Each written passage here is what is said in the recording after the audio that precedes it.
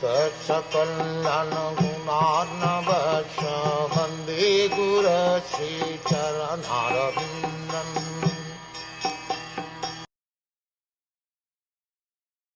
All blessings upon you, O Suta Gosvami.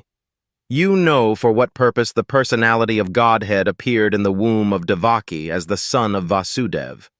Bhagavan means the Almighty God who is the controller of all opulences, power, fame, beauty, knowledge, and renunciation. He is the protector of his pure devotees.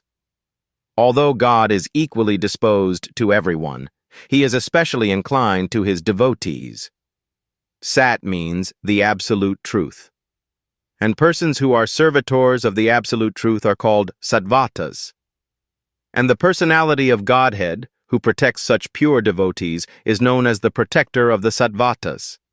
Bhadram te, or blessings upon you, indicates the sage's anxiety to know the absolute truth from the speaker. Lord Sri Krishna, the Supreme Personality of Godhead, appeared to Devaki, the wife of Vasudev.